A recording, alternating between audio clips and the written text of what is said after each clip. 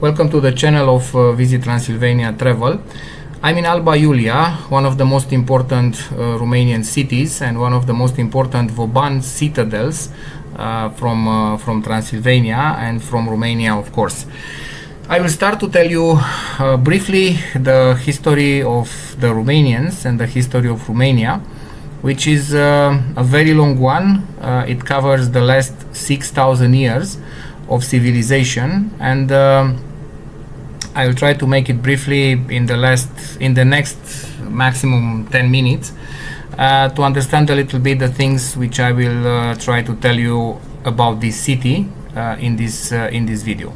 So, as I told you, the history of the Romanians is started 6,000 years ago, more precisely in the New Age of Stone, where here we developed the first important civilization of Europe, called Cucuteni Ariuști. It's a culture defined by the fact that first of all the pottery was cooked at 800 degrees Celsius into the oven, was decorated with decorations very similar with the ones from a Chinese culture which was developing in the same period.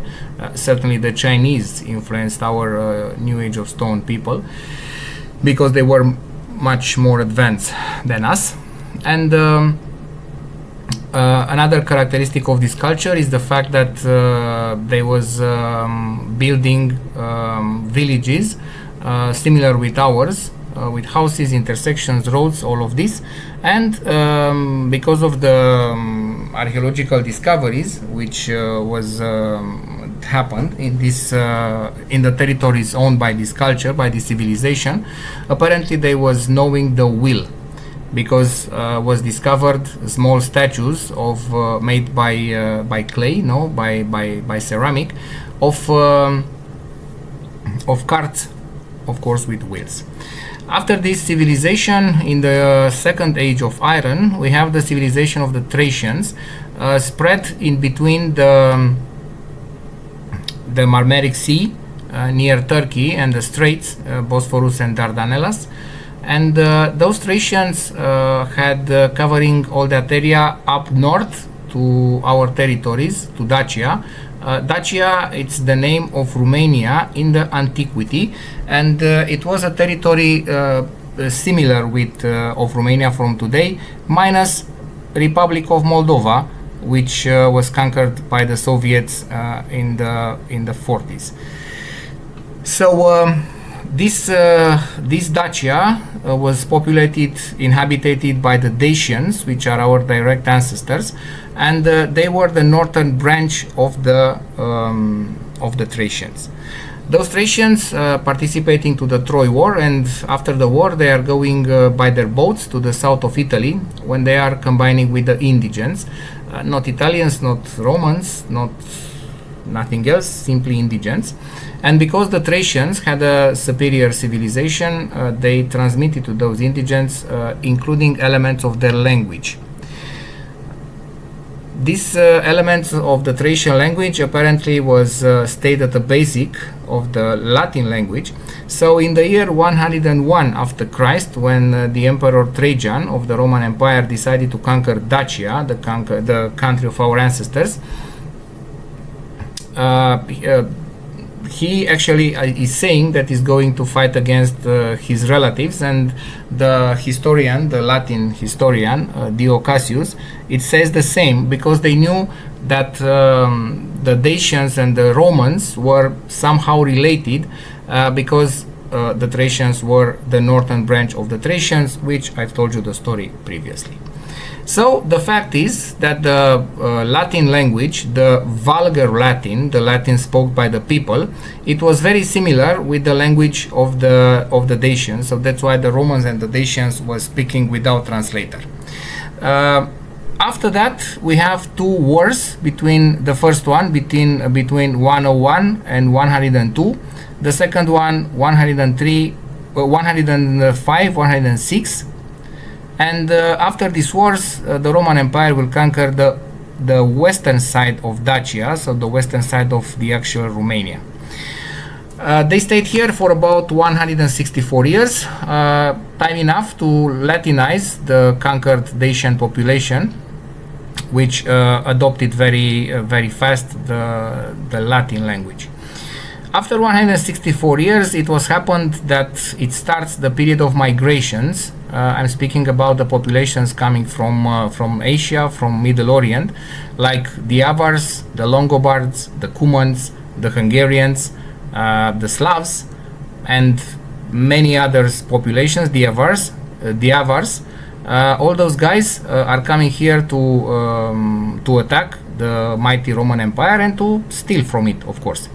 Because the frontier, the eastern frontier of the Roman Empire was here in Dacia, was crossing over big rivers, big valleys between the mountains, high mountains, hills, huge forests, which was covering about 85% from the territory of Dacia from those times.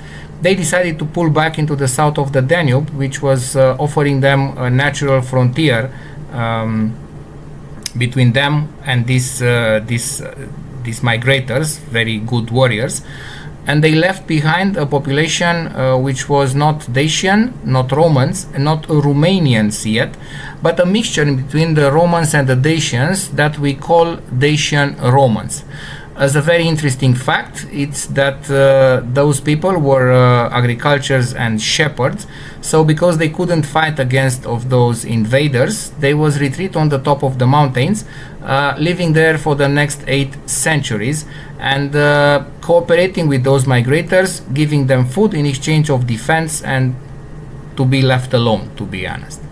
So in these conditions, we doesn't have many written informations about the Romanians, because the Romanian nation and the Romanian language is born between the 3rd and the 5th century, the 3rd and the 5th century after Christ. And during of this period of time, the Dacian Romans are Christianized by Apostle Andrew. So in the moment when the Romanian nation was born, it was born already Christianized, which is a unique fact in this world. So after 800 years, they are discovered by the Hungarians, which were baptized also Christians, and becoming a kingdom. They are under the control of the Pope from Rome. So that's why they will start to conquer this territory of Transylvania, which they found it as the Romans 8 centuries before very rich. We had then, and we still have, mountains of salt, mines of gold, mines of silver. So a lot of richness, a lot of things. The fact is that they will start to speak about this new conquered territory in using the Latin language, as I said, because it was the official language of the future Catholic Church. And they were starting to read, to wrote in their documents about Terra Trans Silva, which was meaning the country beyond the forests. As I told you, Romania and Transylvania was covered by forests in about 85%. And from this Trans Silva, it's coming the actual name of Transylvania, actually. So this was the way then the name appeared. Before starting to tell you about this beautiful church that you can see it of a couple of minutes in front of you, I will try to tell you how was happened this conquest of Transylvania. For this reason, we have the name of Transylvania today. Listen to me, the things was happening like this. After this moment, the Hungarians decided to conquer Transylvania as the Romans many years before. So they have done this in a very heavy way, I can say, because it took about 200 years to conquer Transylvania from the Romanians, as we can read into the chronicles of Notary Anonymous from the court of the King Bela IV, or from of another respected historians of the Hungarians like Köveri László Ursechei Sandor, or Antonio Bonfini, the historian of King Matthias of Hungary. So after this moment, we have the next step is the formation of the Romanian states, which the first one formatted was Transylvania, as I said, being conquered by the Hungarian kingdom. The second one was formed in the moment when the Romanians from Transylvania, as I told you, after the conquest of the Hungarians, they are losing all their social, military, and political rights. They becoming tolerated in their own country because the Hungarian king doesn't recognize the Romanians as a nation in their own country. As I said, he recognizes the nations only the Germans, the Szekélyes, and the Hungarians as nations, because he brought in here Germans to colonize the southeast of Transylvania, because the Germans were very good merchandisers, and he need merchandisers and artisans here in Transylvania to raise a little bit the economy of the province.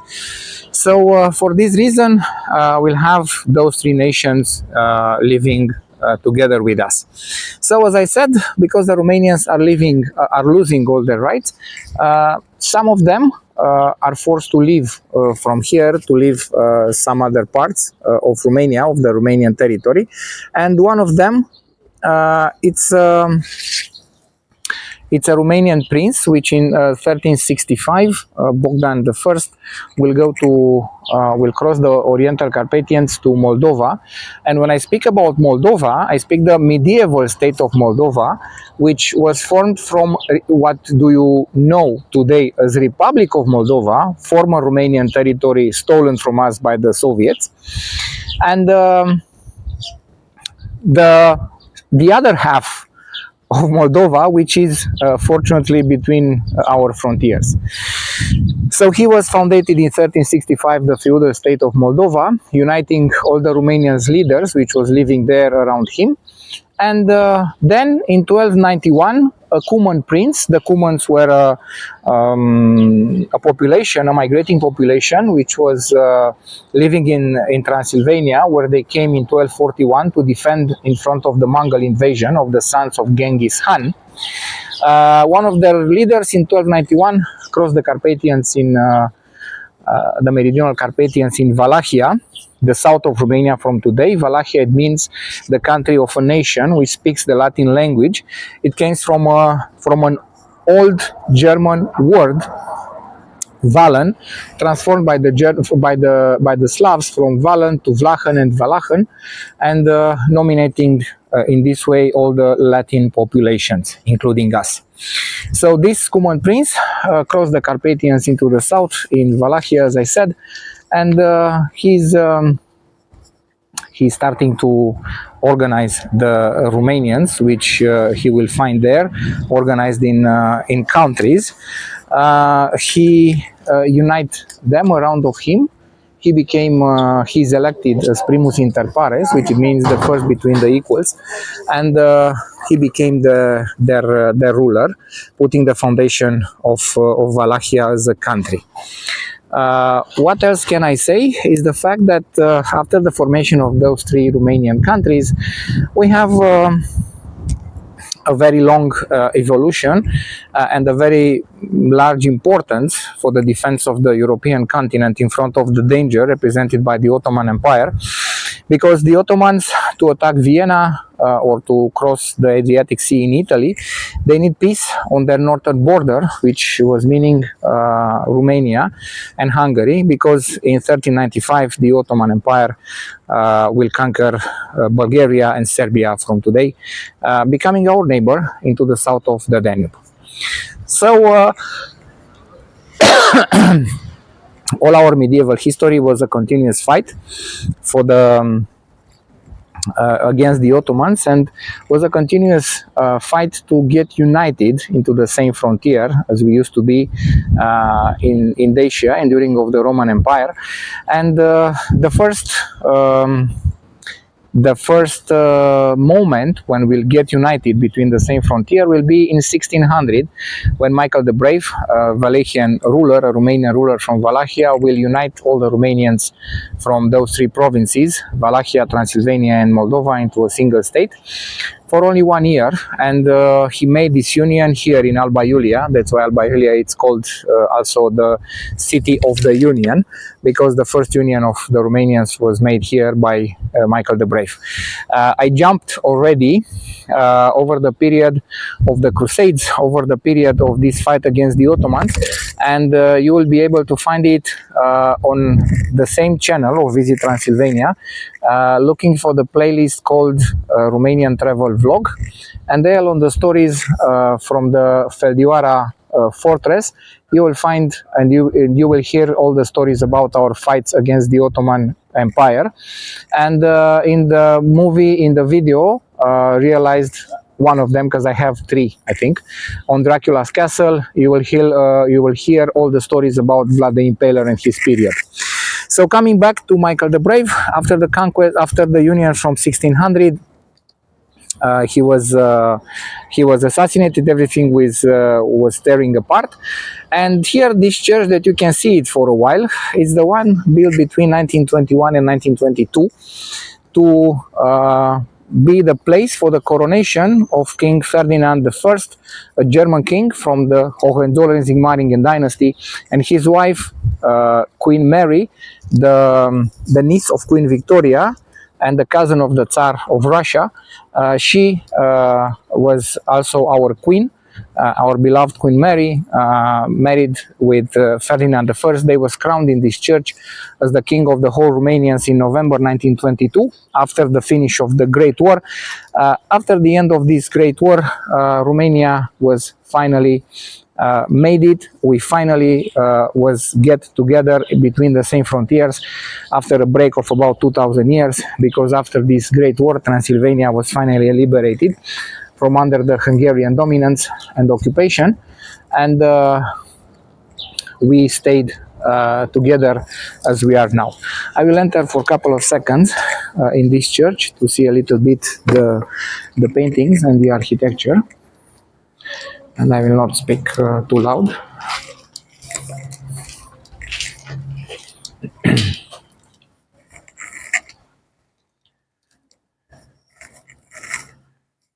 Is the iconostasis in front of you, what you can see, which carry the most important icons in the church.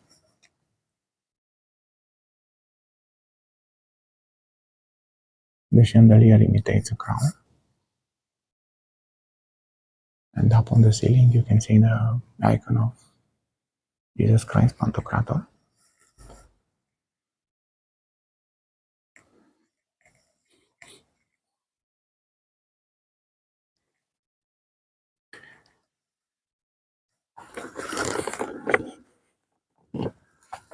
Part of the icons representing the military saints, Virgin Mary with baby Jesus, and on the both sides of the door, on the left King Ferdinand and on the right Queen Mary. I will come closer to see the King Ferdinand and Queen Mary here. And of course, getting out, you will see here on the left side the image of Michael the Brave, the one which united the Romanians in 1600.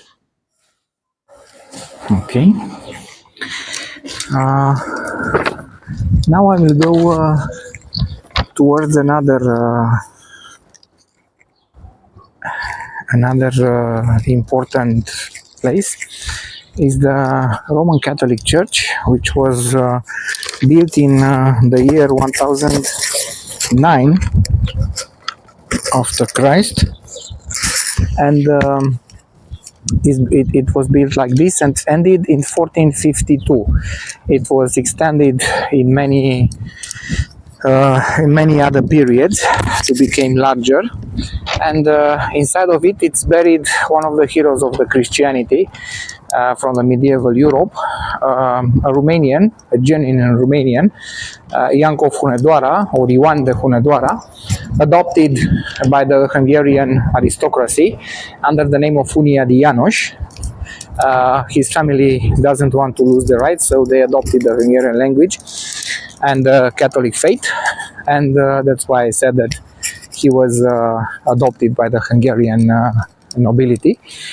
But before to go there and talk about his personality and his important acts, I want to show you for the first time a part of the walls and of the ditches of defense of this beautiful and large Vauban fortress. And here it's a tank wheel which have on it, you can see some bodies of some people. It's considered to be a Soviet tank wheel which crushed the bodies of the Romanians and of the free people, as another cart wheel was crushed the bones and the body of the Romanian heroes Horea, Cloșca and Crișan here in Alba Iulia, but I will speak about this at the end of our tour. Now I will continue to the Roman Catholic Cathedral, telling you about Iancov Hunedoara. He was a great leader of the Christians. He defeated the Turks in many times, and in the end, before his death, which was happened in August 1456 by plague near Belgrade, Serbia, in the village of Zemun, he was killed by the plague there, as I said, but only after the moment when he liberated the city of Belgrade under the occupation of the Ottoman Empire, led by the fresh conqueror of Constantinople, Mohammed II, with only 3 years before, in 1453, was conquered the capital of the East Roman Empire. We'll enter into the cathedral. Near it, you can see one of the palaces of the princes of Transylvania, from here, from Alba Iulia, where they were living, and this is one of the most beautiful gates, very beautiful, decorated, of the entrance into the Habsburg city. Inside of the church, I will show you the sarcophagus of Ioan de Hunedoara, of Iancov Hunedoara, the Romanian ruler of Transylvania, and the father of the most important Hungarian king from the 15th century, King Matthias. Also, above the entrance, you can see the statues of one of the saints Hungarian kings, King Stephen I, and the saint Ludovic I, and all the other important kings. And as you can see, I think I can hear the organ, which is not a very big one, have around 3,000 tubes, but very rarely you can see it singing. Here in front of this church, under this grass, it used to be the cemetery of this church from here, from Alba Iulia. I know because I saw it 15 years ago when they dug to rediscover it, and I was able to see the bones. I will try to enter into into the church.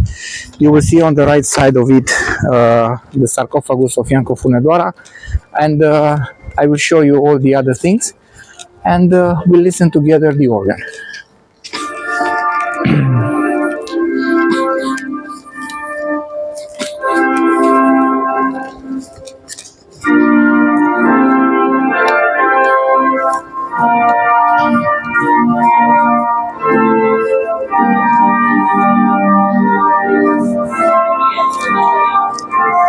This is the sarcophagus of Iancov Hunedoara with his face. For the fact that he was liberated Belgrade in 1456, the bells of the Catholic churches are ringing every day at noon in the honor of his act. He's buried here between his brothers. The statue over the sarcophagus was destroyed in the passing of the times because of his enemies and because of their intervention in here.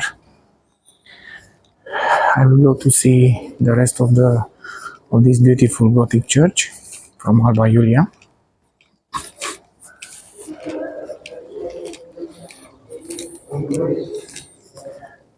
And I want to show you the couple of tombstones which was still existing in here. This is the pulpit, and this is the organ which is singing so beautiful with its 3,000 tubes. This is the altar, which is Gothic and was built and added much later, around in the 15th century. The church is Romanic, but the altar is Gothic. And here you will see a couple of the tombstones, which was actually placed on the ground. And here we have two very important sarcophagus of the church. The one from the center belongs to Ioan Zapoia, one of the governors of Transylvania, as a principate, as an independent principate, because in 1526 the Hungarian kingdom it's destroyed at Mohacs by the Turks, leadered by Soleiman the Magnificent. Their king is killed in battle, the Hungarian king, and then starts a very long period of time of fights for the throne of Hungary. And this Ioan Zapoia was one of the winners. And near him, it's sleeping the eternal sleep, his mother, Isabella Jagiellon, which was one of the most important people which participate to the construction of this beautiful city of Alba, Iulia, and of the Princeps Palace from here, together with her son here, which lays down into the church. So two very important characters, Isabel of Jagiellon and Ioan Zapoia. And from here, we'll get out from the church, and I will go with you to show you the route of the three fortifications, as it is called, and where you will be able to see and to explore much better the Roman fortification, the medieval fortification, and of course the last fortification, the Vauban, built by the Austrians.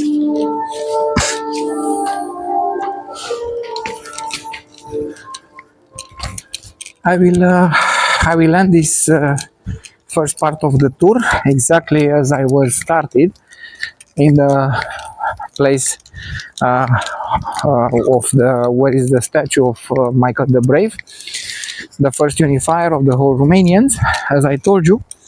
And he was because he made that union in here in Alba, Iulia, he had this statue in here. Also, I will show you one of the places where this is a statue of one of the Catholic monks together with the children.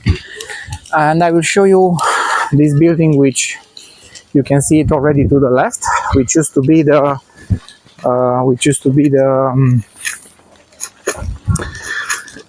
casino, the casino of the Habsburg army here in Alba, Iulia. Now it's the history museum of the city, one of the best museums that we have in Romania.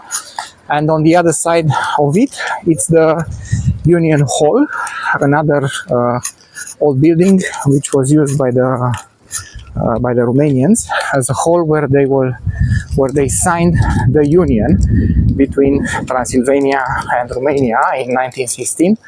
In 1918, on December 1st, which December 1st, it's now the National Day of Romania, celebrating the union of Transylvania with Romania, and actually the ending of the process of reuniting the whole Romanians into a single state. This is the whole of the Union, with the statues of the important people which signed it then in 1918. And I will end with the statue of Michael the Brave.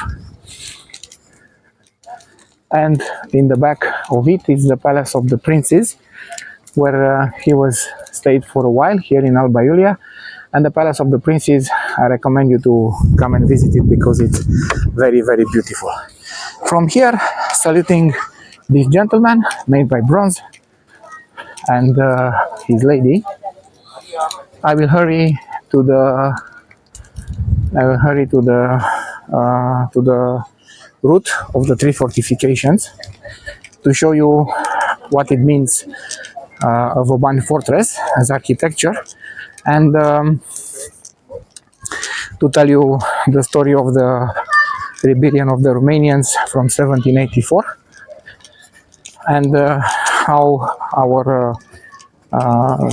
our heroes was executed by the cart wheel.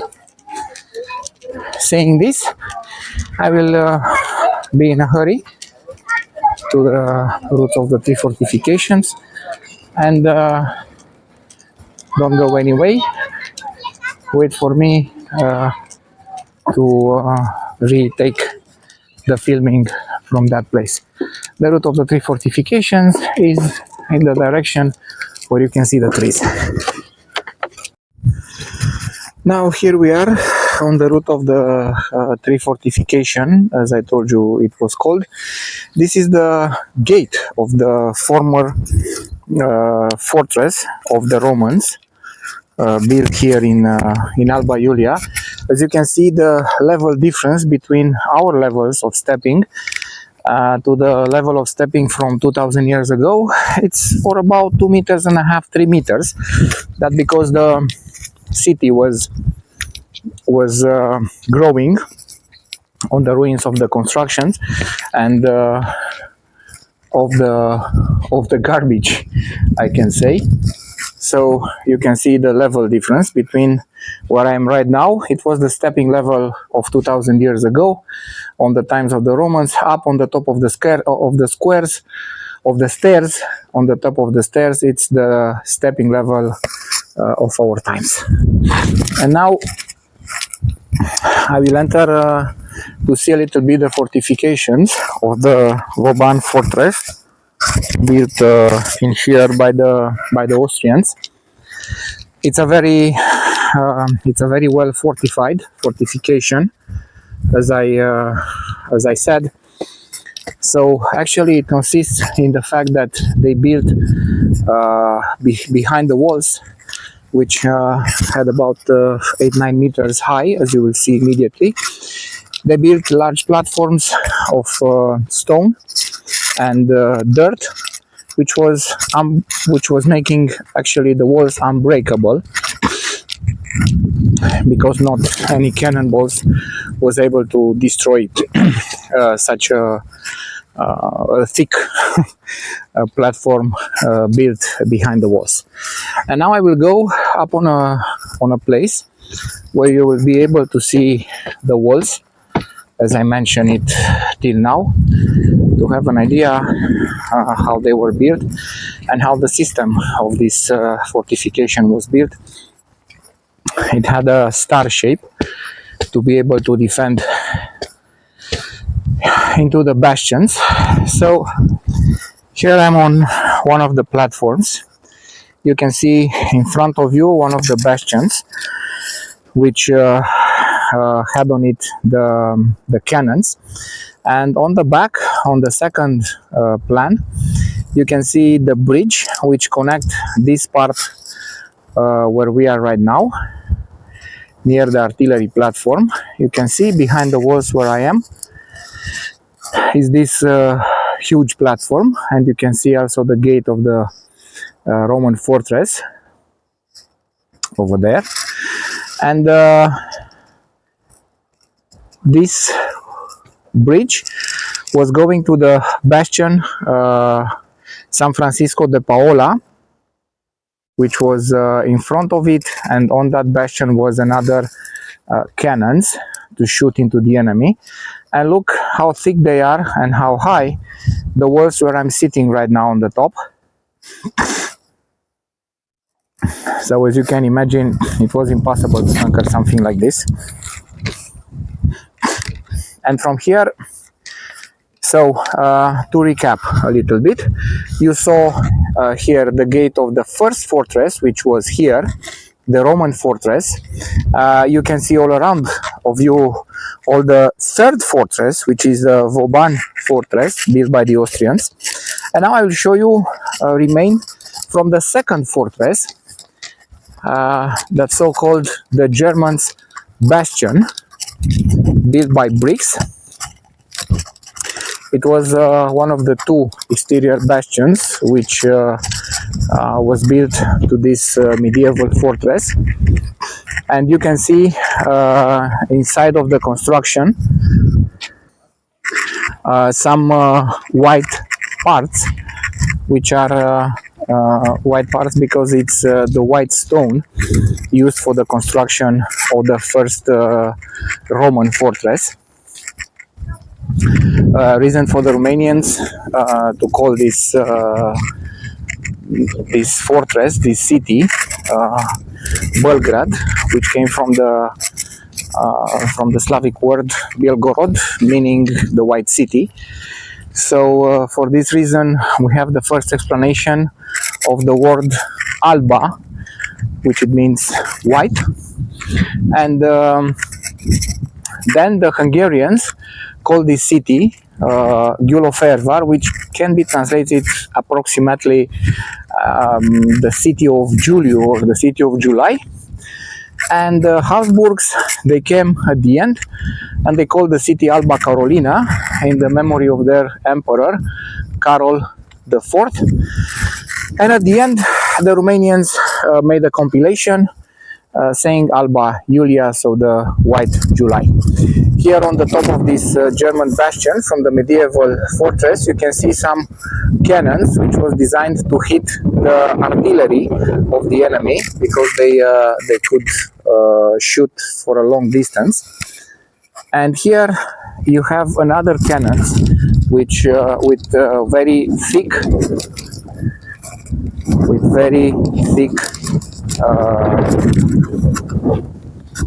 places to shoot, with very thick cannons.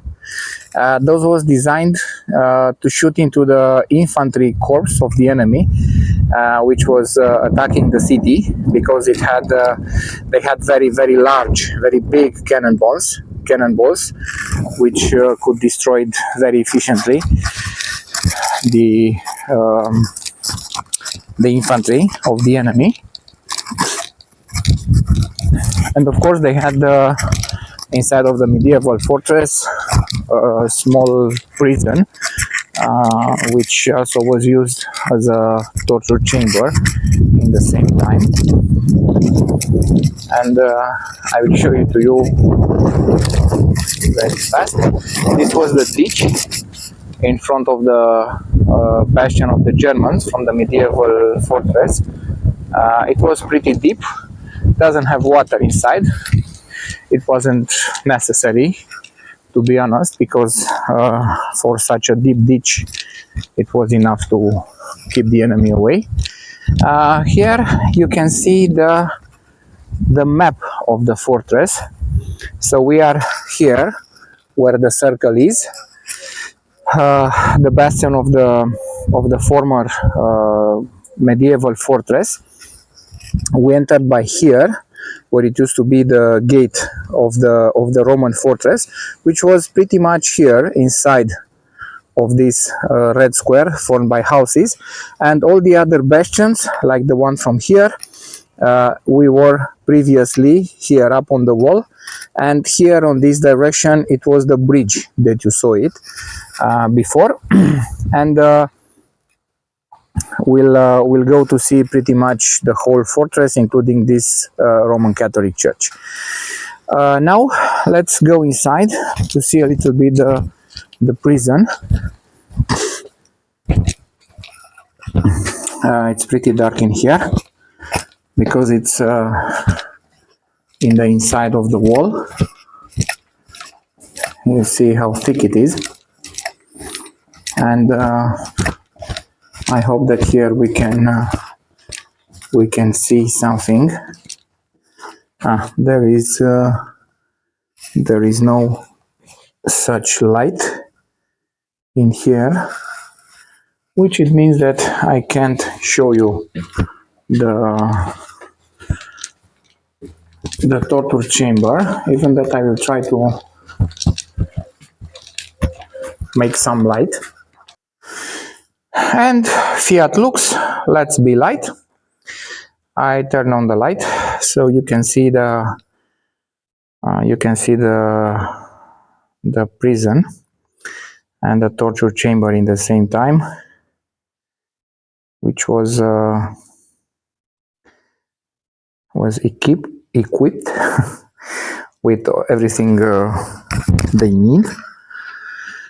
Sometimes the pleasure of people for tormenting another human beings, for me it's amazing by its cruelty. Okay, let's step forward. We are come back on the light and on the heat of this end of July, and we are going to one of the gates of this fortress. Here it's another monument which is extremely important for us. As I told you, Transylvania was under the Hungarian kingdom occupation, and then under the occupation of the Habsburgs for about 8 centuries. And during of these centuries, the Romanian tried all the time to organize rebellions to liberate themselves and their territory by the occupation of the Hungarians. And in the end of the 18th century, one of them organized a rebellion. The name of their leaders, it was Horea, Kloșca, and Crișan. Of course, the rebellion was defeated finally by the Habsburgs. They were captured by treason, and they were executed by a cartwheel here in Alba, Iulia. It was a very painful and barbaric procedure, if you ask me. The victim was laid on the ground, and with a cartwheel, they crushed every bone from her body till death. After they executed the Romanian leaders of the rebellion this way, the civilized Austrians from 1784 butchered their bodies in 3 parts, each one, and they hanged the body parts on the crossroads to warn all the other Romanians to not start any other rebellion against them. This was made, as I said, the civilized Austrians, Habsburgs, in the 18th century, in the second half. So not too far away from now. In the memory of their sacrifice, the Romanian heroes received this obelisk that you can see right in front of you. And here in this area, it's another connection with the history of Romania. You can see this bastion called Capistrano Bastion, which had like a small bridge covered by a roof in front of you over the ditch of the fortress. Inside of that bastion, it's now a restaurant, Pub 13, it's the name. It's a medieval restaurant, very good, very beautiful. And in the same time, it is built exactly on the place where it used to be during of the medieval fortress. The Barbicane, the main gate fortification of that medieval fortress of Belgrade, as the Romanians call it, where Michael the Brave entered in 1599 to do the union of the whole Romanians in a single state, unfortunately for only 1 year, because as I told you before, he was murdered with the approval of the Habsburg Emperor Rudolf II, which doesn't want to escape from his close Transylvania, which was a very rich territory on that time. And escaping the control over Transylvania, he was escaping the control over Wallachia and Moldova, which was another 2 important countries for him. On the top of this gate, you can see the statue of Carol IV, the Habsburg Emperor, which fought against the Turks after the siege of Vienna from 1683. It was a series of wars, Austrian, Turkish and Russian wars, and he's represented on the top of this gate, surrounded by Turkish prisoners. It's important, that gate, because inside of it, it was kept Horea, one of the leaders of that rebellion of the Romanians, which was executed with a cartwheel, as I told you before. And we are closing to the end of our tour here in Alba, Iulia, which I hope you like it. I will go there to see the room where he was kept, and a little bit the city from on the other side, that the one that we use it to come here. And this was the story of Alba Iulia, the city of union from the heart of Romania, from Transylvania. And if you like it, the story, if you learn something new from it, I'm glad, because this was the purpose actually. And if you like it, as I said, give it a like on YouTube, and to be able to arrive to as many people as possible, and subscribe to our channel, Visit Transylvania, on YouTube. Check the playlist called Romania Travel Vlog, because we have many other videos like this about Dracula's Castle, about Brașov, about Sibiu, about Cluj-Napoca.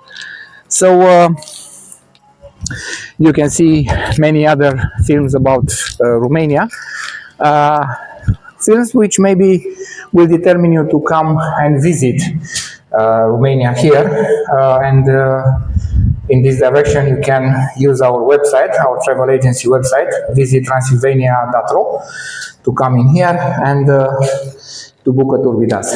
This was the room where Horea was kept, on this wood table. This is a bust of the Romanian hero, and a small information and a picture about him. With all of this, I will thank you for following me in this tour through the city of Union, Alba Iulia, here in Transylvania, Romania. I wish you all my best. I invite you to see all the other videos on our channel, Visit Transylvania, from here, and we'll wait you as soon as possible to book a tour with us to come to Romania. I wish you all my best, health and good ways wherever you will go. Thank you very much.